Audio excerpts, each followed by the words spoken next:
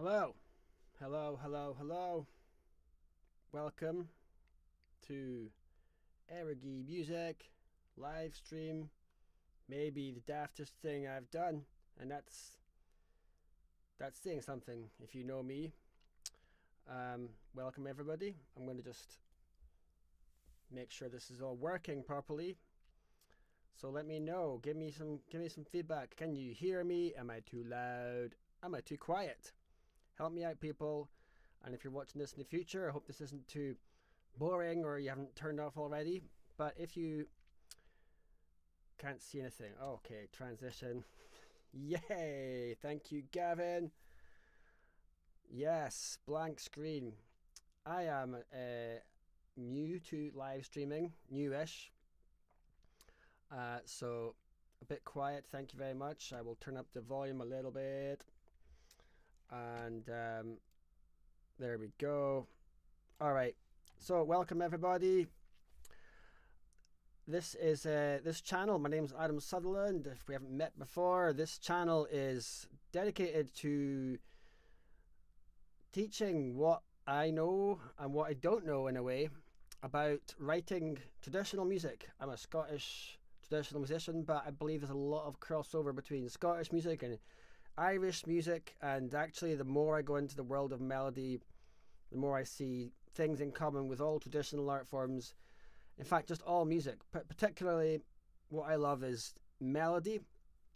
I also love harmony and rhythm, but my favorite thing is melody. So my attempt is to, my mission is to try and teach what I know, in the hope that maybe somebody out there watching goes from either someone who maybe thinks they might be able to write some music and then they didn't have the tools, but to finding out that maybe they can write music and then they're happy.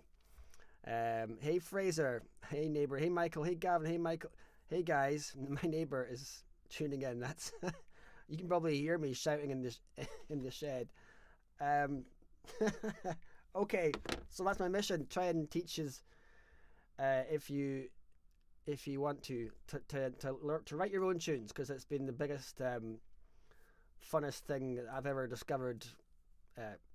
Well, anyway, it's been one of the funnest things I've discovered in my time on this planet, is writing tunes. So today I'm going to just get on with this. I've made the possibly wildly rash decision to try and write a tune live in front of you all. I've never really written a tune this way before, and like, I've written tunes when people have been in the room before, but I didn't set out to do it. And yeah, I'm going to just try this today, and in a way, maybe the result of this will teach you and teach me something that wasn't what I thought I would learn. I don't know. Maybe I should just get going. I'll just say a couple of quick hellos to those who are there. Ian Barkley, yo Ian, how you doing, man? And hello again, Eric. Nice to see and hear you. Great to have you guys here. The only decision I have made is it's going to be a Strathspey. I just felt like a Strathspey, but in case anyone's wondering if I'm cheating, or maybe I'm doing what they used to do on Blue Peter. Remember that TV show? If you lived in the UK, here's what I made earlier. I'm not doing that. So I'm going to let you guys pick the key. So someone chuck a key. I've got one in my head I'm hoping you're going to say, because that's what I'm feeling. But I don't know. Give me a key. Although I suppose I could technically have written something earlier and then just transpose it. But give me a key. Someone chuck a key in the comments, please. Where is this tune going to be sitting? And make it fair. Don't put A flat minor. Anyway, okay, no one's commenting. Maybe there's a slight lag, of course, but if no one comments, then I will just make the decision. F major. Okay, right, Michael Bishop, done. Okay, Michael got in there first, so we have two F majors. Ian Barkley has said F major, right? That's interesting. B flat.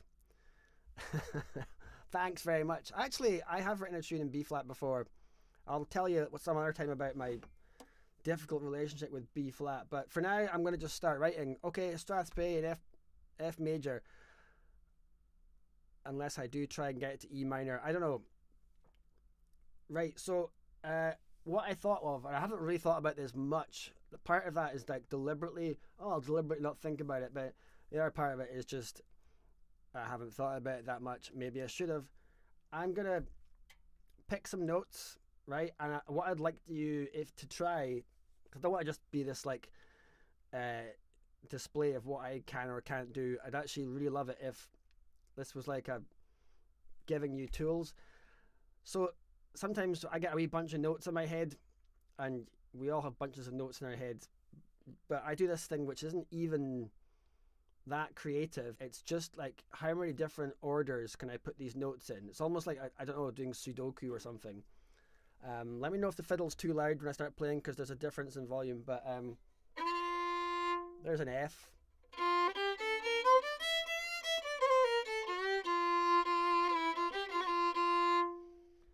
So I'm going to just pick some notes in F.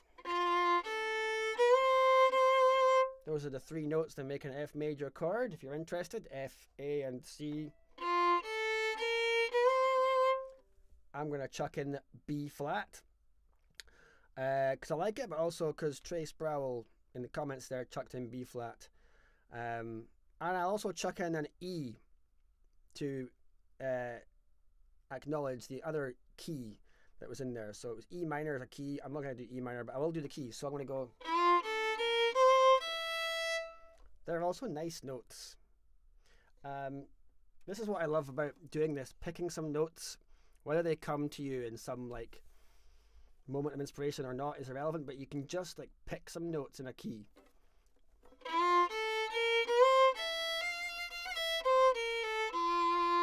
And just like chew on them.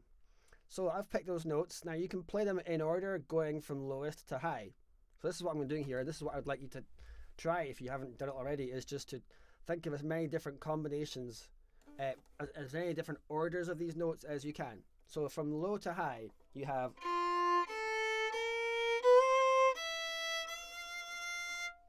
And then from high to low.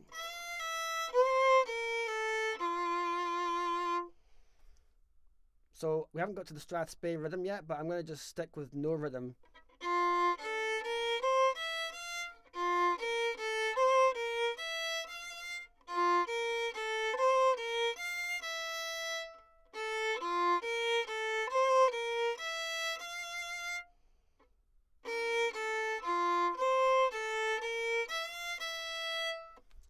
You may have noticed that I'm not doing this in the most logical order. I'm sure you could do it in a bit of more of a kind of like logical way. My brain isn't entirely logical. It's a bit logical and a bit wildly not. But you see what I was doing. I was just trying different orders. And did you notice that they all have, I mean, it's the same notes, but depending on what order you do them in, there's like a different vibe. Starting on the bottom note.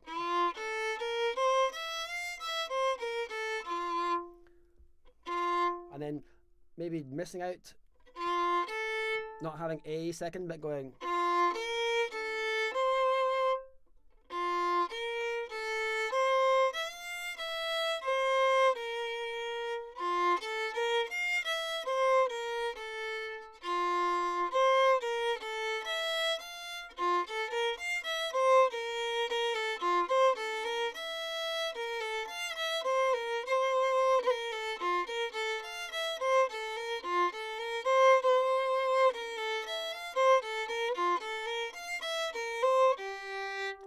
I played a G. That was not one of the allowed notes, but you are allowed to break your own rules. So that's just what I'd like you to try. Pick some notes, you tune writers, and just try them in different orders. And what I like about this is you're not needing some like divine inspiration. You don't even, there's almost nothing creative about it. You could even just like get a pen and paper out and just like write out what are the different orders and then just play them. There's nothing creative about that. So you might be asking, well, what's the point in that, and how is that you writing a tune? By doing this, by just like chucking out these ideas and hearing what they sound like, using just your left brain and some like basic maths logic, at some point, this is my experience, at some point one of the combinations of notes speaks to you and appeals to you, and it goes to the right side of the brain or your heart or your soul or whatever it is. So doing this is like gonna maybe just chuck out something that you maybe wouldn't have thought of creatively, but you've done it with your left brain, and you kind of go, oh, actually, quite like those notes. So I'm gonna just hammer this message home. Pick some notes, pick a key, do it completely, just like boringly, and then just muck around. It's almost like, I think of it almost like chewing the cud. Cows, you're just chewing on different notes. So okay, we have to write a Strathspey. So Strathspey rhythm. Okay, so all of music, I think, comes into 3 different spheres. One of them is melody. The other two are, what I think anyway. Let me know if I've missed anything out here. I think the other 2 are harmony and rhythm. Melody, harmony, rhythm. Those 3, and I guess they overlap like some kind of Venn diagram or something. But Strathspey, the Scottish tune, if anyone's watching either live or in the future and they're not even sure what Strathspey is, it's a traditional Scottish melody. It's arguably the most Scottish sounding tune, and it's got this rhythm which it's called the Scotch snap. I don't really like the word Scotch because I don't think anyone Scottish calls themselves Scotch, and it's just something about it makes me go, yeah. But that's what it's called if you look at my encyclopedia, and it's 2 notes. First note's short, second note's long. So what I did there was Scotch snap and some other notes in pairs which were like long short. So I did short long, long short, da-dum, da-da. So there's different Strathspey rhythms. You can go. That was short, long, long, short, long, short, long, short. 1 and 2, 1 and 2 and 3 and 4, and 4 different beats. And there's lots of Strathspeys with that rhythm, such as famous Cape Breton, Nova Scotia Strathspey called King George IV.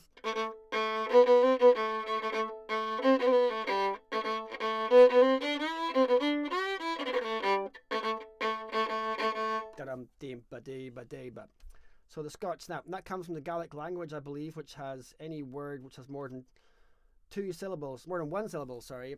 The emphasis is on the first word, and you get this kind of digum, like the Gaelic for the word blue is spelt Gorm, but between the R and the M you've got a joining vowel, so it becomes godum or brochen, which I think is the Gaelic for porridge. Brochen, godum. Anyway, Strathspey rhythm. So we've got a rhythm, we've got some notes. I'm going to just start mucking around. I'm going to just see what happens. Stop talking and just try and see what I like. And that's what you should do when you're writing, is what do you like? I'll be chucking some ideas out here. You might be thinking, oh, I liked that one better, or I didn't like that, I didn't like any of that, I hate all of this, unsubscribe. But the whole point of writing tunes is that they're your tunes, so I'll have to just write tunes and I'll have to decide what I like, which is what you should do. Okay, stop talking, play the fiddle. What are the notes? I might chuck some other notes in for the crack, but let's just see. I'm going to just muck around. This is me, what they call in America, spitballing.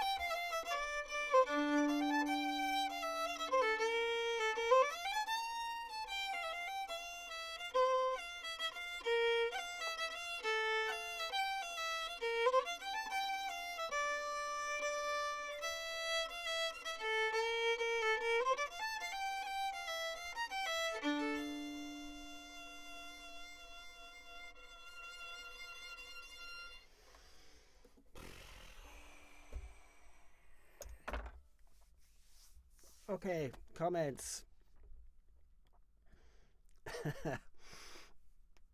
Yeah, I ended up in D minor. I think I tried a few different phrases, and I think I remember as I was writing those first phrases. I can't remember. I can't remember what they are now. I remember thinking they sound. I was trying to write something lyrical. That trying to write something lyrical is, I don't know, but that's what I was trying to do there. But I wasn't liking what I was writing. Um, Cheers, Fraser. You take care, man. I'll see you wandering around the street, I'm sure. Um, that's my neighbour. Yeah, I was trying to write something lyrical with the notes, but I actually felt, as I was writing them, I felt they made sense, but I felt like disgusted with them. I don't know why, I just didn't like them. I could have stuck with them, but I just thought, no. And then eventually, and this is something again I find works for me, is if you just keep playing and don't stop. Like I wanted to stop when I came out with the first few years. I just thought, I don't like any of this. I feel like I might just stop, but I couldn't because I can't. I couldn't. I'm sat here, told you I'm writing a tune, so I pushed through. So I'd give you that advice as well. Chuck out ideas. You don't have to like them, but just keep going. And then I eventually ended up in D minor, which is where I just felt a bit more D minor. It's one of my favorite keys. I just felt it a bit more. I didn't feel. I wasn't feeling like I'm in F major. So that's something I would ask you guys to just always do if you're really, whenever you're writing. It's like your feelings are kind of your compass. You're writing. You're chucking out ideas. You're trying things, and it's like how you feel about it is everything. And if you are listening to your feelings as you're playing, you're writing things but also listening, then you get this kind of dialogue between what you're chucking out and what you feel about it. And if you don't stop, you keep chucking out ideas and you keep listening to how you feel, then eventually your feelings will kind of nudge the ideas into an area which is more closely aligned with how you feel. And I think that's what writing any music is about. It's about it lining up with how you feel, matching how you feel, and ultimately when you play the sounds that are really, really closely resembling how you feel, and you're making your feelings into a sound, and it's like a mirror. When it goes well, when your sound that's coming out and the notes you're picking is like a complete reflection of how you feel, that's like a feedback loop that feels right. And actually, particularly if you're feeling something that's overwhelming, like a negative thing or a sad thing, when you play those notes that make you feel that, the notes that sound like how you feel, it's therapeutic and cathartic and can really help you on a kind of emotional level. And that's something I've always often found, is that for me, doing this has actually been amazing for my mental health. And that's one of the many reasons that I want to just try and teach as much as I can about tune writing, and to try and help other folk get started or keep going, is because I think it can be really good for your emotional well-being. Okay, a lot of talking there. I'm going to look at the chats. And Barclay, for those new to writing, suggest leaning into early ideas that are found. Oh, would you suggest, or keep searching, experiment for longer in the hope that something more unique? That's a really interesting question. Do you go with your first ideas, or like maybe just move on at the risk of forgetting those first ideas? That's a really interesting point. I've done both of those. I've been writing a tune, or I've found a tune that's like, oh, I like this, but then another idea has like been knocking at the door to get in, and that's meant that I've forgotten the first idea, and then maybe the first idea was alright, it was quite a fun tune, but this new idea has just like trumped it. And other times I've maybe just got so excited by a new idea, I've actually ignored a better idea wrongly. You just have to do it. It's like a in the moment thing. That's a really interesting question though. Thanks, Ian, man. Trey, am I pronouncing this correctly? Trey. I like the descending notes in the first part. Don't know how to explain that part, but I like that part. And I'll answer that one. I think what was my tune? Da-da-ba-dum. So yeah, that's very D minor.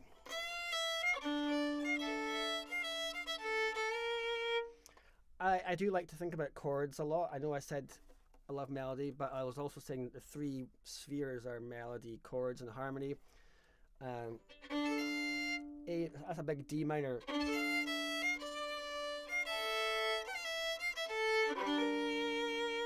There's lots of options of chords, but I'm picking notes that I guess just my own studying of harmony and studying of chords have led me to form a strong love with. So I know that if I'm in D minor, I know that A minor can sound nice. And then a B flat.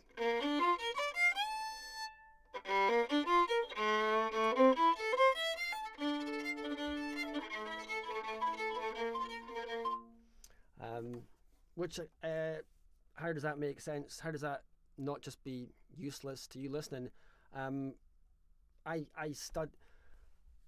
I write my best tunes after or during studying some aspect of music.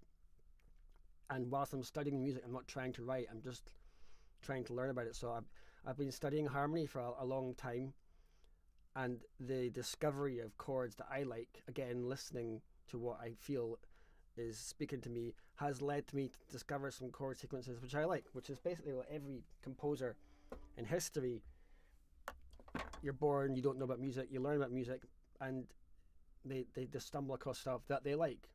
So I would recommend, if you're a tune writer, for sure learn about harmony, learn about harmony and rhythm, and those things will feed in. And when you're learning anything new, don't put pressure on yourself to immediately be like a master of harmony. Just, you have to be like one small thing, one small step forward at a time. So that's a bit of a rant there about that descending section, Trey. Gavin, do you record yourself noodling and go back to listen to see if anything sounds particularly nice? Sort of like a band member in the studio saying, what was that, do that again? Yeah. If I'm writing a tune, I'll just hit record on the old voice memo app, and just try and forget about it, because it's almost like your ego gets in, which is nowhere near as intense as doing this. Actually, this wasn't as mad, intense feeling as I kind of thought it might have been. But yeah, definitely record stuff as you go. Voice memo app, most smartphones have got a voice memo app. Chuck it out there and kind of forget about it, and then as you're chucking it, because if you're recording yourself, you can just throw ideas out here. Like for me, I knew this was recording, so I didn't have to totally worry about forgetting it. When I first wrote the Roads to Errogie, that came out in one blah, blah, blah, and there was no way of recording it at the time, so I had to try and not forget it. I was playing with my good friend Dave Sutherland, guitar player, and I chucked out the first part, which I got excited by, and then made up a second part which went higher. And as I was playing that second part, thinking about it, I was trying to not forget the first part, and I had to get back to the first part and then not forget the second part I'd just written, and just play it around loads of times, and then I actually had to not forget it by making it my voicemail. I had a Nokia phone, this is in like 1999. I had to make it my voicemail answer phone message, which lasted for about 8 minutes, and my mum was raging at me for her having to sit for 8 minutes listening to me play fiddle before she could just leave a message. Those days are gone now. But yeah, these days you can just record it on your phone, and then when you're recording it, you can, because you've got a good device recording it, you can just chuck out lots of ideas and not worry too much about formulating them. You can just throw them out, and then when you listen back, that's like a separate stage. I think of that as a different stage. It's a different kind of creativity, and you're listening to go, what speaks to me, and maybe some of the things you liked first time around are not so cool listening back, or maybe they are cool. But that's a really good thing to do, is just to record yourself, and then make some decisions, and then maybe make another recording playing that, and then learning how to play the tune is a whole separate process as well. The amount of times I've written a tune and I've formulated the orders of notes, but I can't actually play them. It's a whole separate thing. So there's many different processes. I hope this is not too rambling and sprawling. I really want this to be useful. I don't want this just to be like, I want this to be accessible. So I'm trying to kind of just pause on points and hit them home. I guess if this is on YouTube, you can always go back and listen again. Trey, you've written tunes while thinking of chord progressions, and some with straight melody with no chord influence. You learned the road to Errogie in B, but everyone here plays it in A. I find it hard to play it in B, but more importantly, I like the fact, Trey, that you are writing tunes thinking of chord progressions. That's something that's come up before in my conversations with people on my Patreon.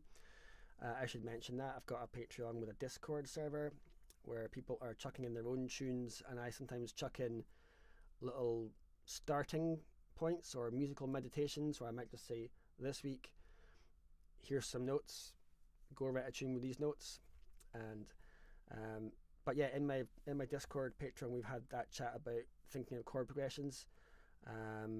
It's a great vibe. If you have an existing chord progression, you can absolutely pick a pop song, Dancing Queen, The Road to Hell, I don't know, anything, put a tune to it, and then if you do put a tune to a rock or pop or blues or anything song, I'd be really surprised if anyone listening to the tune that you've written at a later point said, oh, that's clearly written to the chords from Hallelujah, you know. Well, actually, that's a very strong chord progression, you've been wrong, but that's my point. Good, Trey. That's an excellent bit of advice. If you haven't tried that, try it. Like, just play along with the radio. Ian Barclay, how can rhythm best be used as a creative tool to create a melody? Ever consider spitballing on a MIDI fiddle so it's all notated? So I'm not going to say there's one way to use rhythm, and even if I did, you might just find a different way. There's so many different ways. There's so many different ways to write a tune. I've never ceases to amaze me just how many ways, how many roads, different roads can take you to the same result of having a new tune. I certainly don't have one way, and actually I would encourage you all to keep looking for different ways. I'm always trying to find a new way to write a tune rather than just going, that's my way. I'm trying to always like tear up the rule book, tear up my own experience and find a new way. But just specifically, Ian Barclay, how can rhythm best be used? It's an amazing thing. Here's one way. I won't say it's best or not, but it's definitely one way. It's kind of what I was alluding to at the start here when I was talking about the Strathspey rhythm. You can pick a rhythm from an existing tune and you can just put the tune that you're writing in a different key. For a start, let's stick with Strathspey. That's an A minor. But you could put that in a totally different key, kind of like we were doing.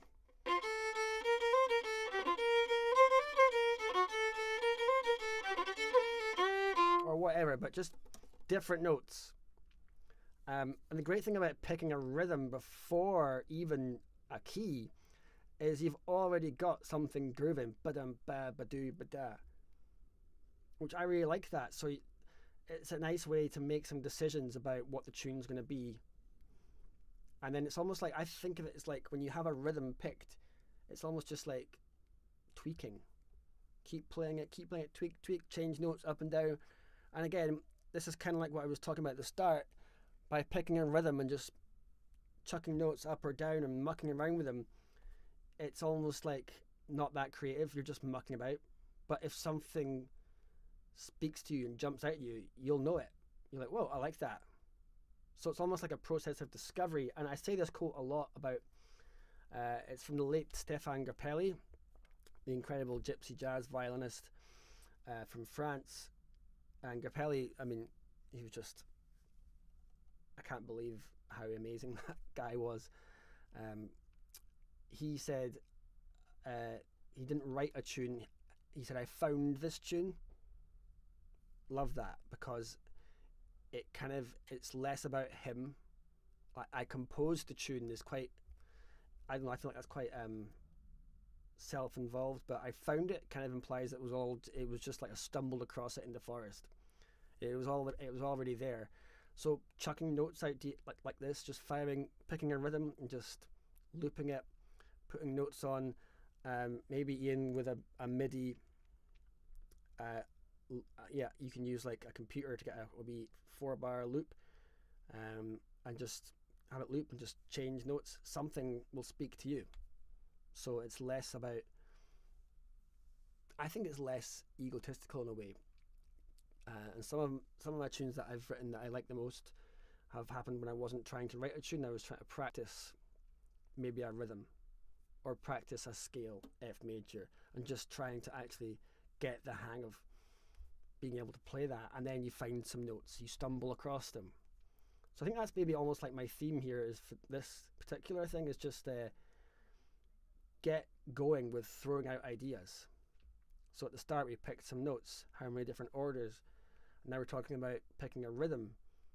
Pick a rhythm and some notes. How many different orders can you get?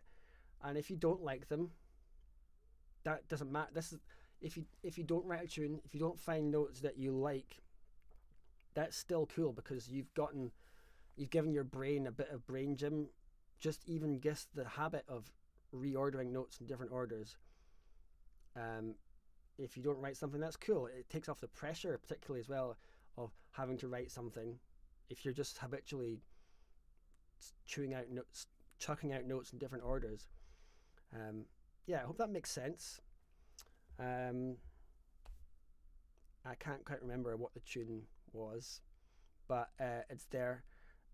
Has anyone got any more questions or feedback? Has any of this made no sense? Just let me know in the comments. It's I'm getting a bit more used to this, doing this live thing, staring at a wee camera. But in Zoom, you've actually got people's faces. I've literally got nothing apart from your comments. So it's nice for me just to get a sense of, is this helpful or not? And let me know. And even if you're watching this in the future, chuck a comment in. I will hopefully respond to that. I want to be helpful. Makes all the sense. Ian Barclay, thank you, man. You're always a very encouraging human. Well, there we go. I would urge you just to go and chuck out some notes. Pick either a rhythm, pick some notes, and just try all the different orders of notes. How do you know when you have written a belter? It's very... How do you answer that question? I've written tunes that I thought, I'm excited by that. That's like, I really like that. But then I've played it to someone else and like no one cares. And other times I've written a tune that I've thought is like not particularly amazing, but it's got something, and other folk are like, whoa, I love that. Like there's a tune of mine that a lot of people play now called Trip to the Market, and I nearly just shelved that. I nearly didn't play it to anyone, but I was putting in tunes for an album with this amazing band that I'm really lucky to play with called Session A9 many years ago, and I nearly didn't put that tune in. I just happened to play it to my dad, Trip to the Market, and he said, well, that's good. And I was like, is it? I think it's just because when you're wrapped up in a tune, after a while you can't see it anymore. So I don't really know. You don't really know when you've written a belter. I don't really know. When I wrote the Road to Errogie, I had a level of excitement that was like I've never had in my life. That was like, I can't even begin to describe how excited like it was. Like, I don't know, I just felt really like Michael Bishop, if you're having problems with a key, should you stick with it or change key? This is a question this is going to be a really annoying answer, but it's a question for you. It's a good question. I certainly think changing, if you have an idea, chucking it in a different key is a good thing to try. Or word it another way, it's not something I would immediately rule out. And sometimes putting some notes in a different key can reveal something that you like even more in the new key, or maybe a new part will come. That's a good little point. I would say if you have an idea, a note idea, try chucking it in different try chucking it in different keys. If you finish the tune, try learning it in a different key. That's also just good for your technique, to learn a tune and in a different key. And anything that expands your brain or reinforces areas of technique that you're not so hot at ultimately is not a bad thing for your brain, but also for your tune writing.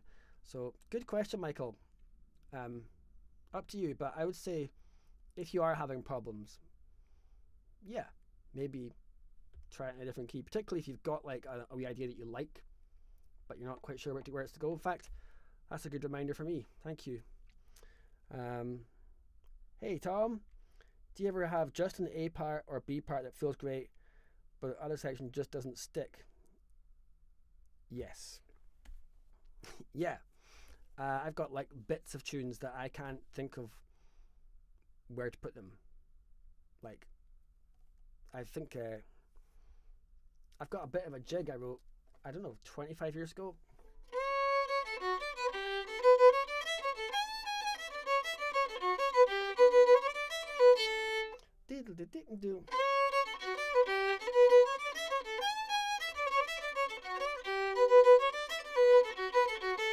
And I just cannot think of another part for that yet. So I personally feel like there's always an exception to every rule. So I would say, oh yeah, don't force it, just let it come.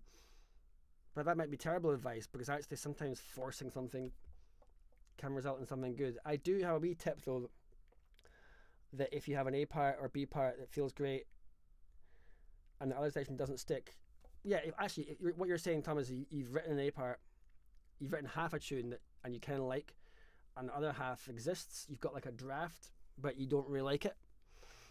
In that case, for me, what I do to road test any tune to like answer the question of whether I like it or not, I just play it around loads and loads of times, and I just loop it. And for me, if part of a tune is really annoying me, but part of the tune's not, then eventually by playing it again and again and again and again, that bit that's annoying me will annoy me so greatly that I will probably either change it or delete it. But the process of just looping it is a good road tester. And similarly, if you play a tune that you've written many, many, many times and you find it's not boring you, that's also a good indicator that you're happy with it. For me, I know a tune is finished when nothing further annoys me. And sometimes that happens quite quickly. Other times I'll be just shaving off, like I'm trying to use a woodcutter analogy, just shaving off bits here and there. But when nothing further annoys me, that's when I'm done. And the way I get there is by playing it loads. So if you've got half a tune that annoys you, play it lots. Make yourself play it. Force yourself to play it. Again, it's kind of the same thing. Again, it's just keeping going, keep playing, keep chucking out ideas. Your taste, your creative voice will be screaming at you eventually. And maybe other people in your house or your family might be screaming at you too. Yeah, Trey, yes, I wrote Trip to America when I was in high school, actually. Ian Barkley, do you feel tunes mostly have to conform to traditional structures, time signatures, harmonic patterns to be successful? If not, how far can they diverge and still be popular? Whoa, that's like PhD level question there. I'm gonna just quickly answer Tom's response before coming to that. Thanks, Adam. This happened last night. I went to bed hoping the other section comes out easy eventually. And hatred. Okay, you're not going to bed. I see what you're saying. Happened last night. Okay, yeah, sometimes sleeping on it actually is not a bad idea. Or a bit of space. Maybe just forget about, if you're not sure about a tune, just like leave it in your voice memos for a while, come back to it. Right, I'm going to try and answer Ian's extremely big question. Do tunes mostly have to conform to traditional structures? I don't think so. That's a personal question. That's not like a thing that I will ever say I think anyone else should. Like, I'm not going to say I think you all should conform to traditional structures. I think it's safe to say that there are people out there who would say that you and me and everyone should do that. Those people are fun to wind up. No, I don't think tunes have to conform to traditional structures or time signatures or harmonic patterns to be successful. So, definition of success. Successful, I feel, is, do I like it? Just in case there's any debate about what that means to be successful, like, do you like it? It's obviously nice if someone else likes it, but you have to kind of try and please yourself first. I think there's a great video from David Bowie talking way more eloquently than I can about that side of art, about doing it for yourself first and foremost. But they're saying, if not, how far can they diverge and still be popular? Well, they can diverge as far away as you like, as long as you're liking it, as long as you're having fun, I think. And if they're popular or not that's something I feel like I've got very little control over. Does anyone know how to control that? I don't know. I don't know if that's a decent answer or not, Ian. You can hit me with that again next time I'm driving you in the fog, like I was the other night back from Achilles. Okay, thank you, Michael Bishop, for the wee shout out there. So I'm enjoying these questions. Again, I really hope this is helpful. I just want to be helpful. I know I keep saying that, but like, I would be so happy if somebody made some kind of breakthrough in their own writing as a result of one little thing from this. And when I go to learn from other people, or go to a workshop or watch a YouTube video, I don't know if this works for you or not, but I don't put any pressure on myself to learn everything that they're saying. I just go, I'll be happy if I get one thing. Anything after that's obviously fine if you learn lots of things, but I try and just come away from any lesson going, what is the one thing that I feel speaks to me?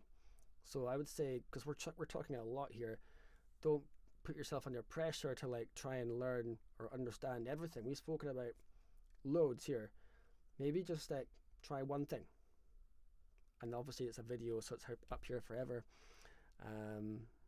But that's something that I find helpful. Maybe you're different. I just find my brain can get overwhelmed with information, and I'm very wary whenever I teach, I try not to overwhelm.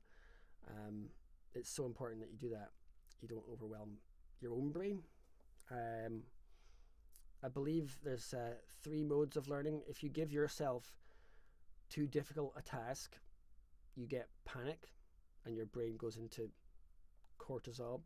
If you give your brain too easy a task, you get boredom. And if you give your brain just the right level of task for where you are at in your learning, and that's where it's talking about, it's where you're at, then you get this state of flow. So when you're teaching yourself, and we're all teaching ourselves, right? Even if someone else is teaching you, you're still the one who has to make sense of it, I believe. It's really important that you give yourself not too much, but not too little, just the right. You have to like, what's the word I'm looking for? I'm not sure, but you have to just feed. It's kind of like feeding. Feed yourself just the right level of task. If there's more on the plate, that's fine. You can come back to that later, but just give yourself the right level of task and just get the hang of one thing. That's my personal take on it. So are there any more comments? I'm going to wind this up, I think, in the next few minutes. I really enjoyed hearing some really excellent questions, which are making me think and are going to make me think. And yeah, I just want to say thank you all. at the start of this, I've got 997 subscribers on my YouTube channel currently. Maybe that might go over 1,000 after this video. More questions. Hey Tom, is your approach to arranging similar to your approach to tune writing? Yes and no. So my approach to arranging, I love to, if I'm arranging a tune, well, I suppose if you're arranging anything, right, you've already got a tune. Whereas if you're writing a tune, like, you can't start arranging. Maybe you can. I don't think you can start arranging something when you don't have like a tune or a song. So from that point of view, they're kind of different, but there's a creative element and there's lots in common. There's like trial and error. There's trying things. What does that sound like? What does that sound like? And just playing through methodically all the options and listening to what speaks to you. So there's a lot of that in common. Trying them. Hey Andrina. Hey Mark Clement. 999. And someone's going to just unsubscribe if they're watching this just to get it down. That's what I'd be tempted to do. But yeah, arranging is different, I think, in many ways, because you've got, for me, I arrange tunes from what the tune is saying.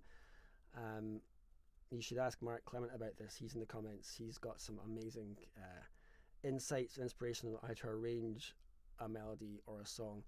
But I like to start with what the melody is doing, what's the melody saying to you. Great quote I got from Chris Drever. He told me this. Chris Drever, if you don't know who he is, amazing musician from Orkney.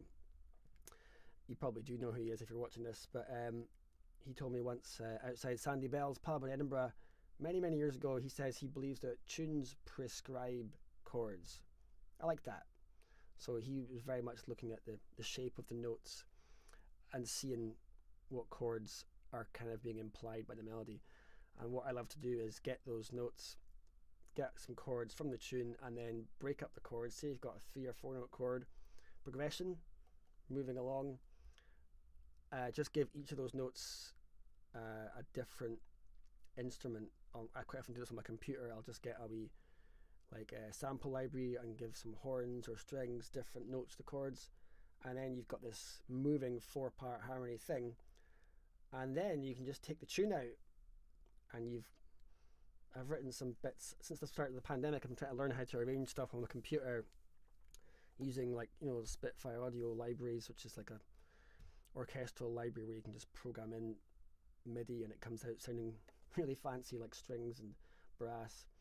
I've written a tune, put some chords to it, and then put the individual notes, the chords, to different instruments, and then realised that it didn't even need the original tune anymore. You just got some nice flowing harmony. That's a whole other thing, the arranging thing, and there's no one way, and I'm not saying that, in fact, just generally, I am not saying that this is the only way. I'm just telling you what I've discovered, and I'm also doing this so that I can learn.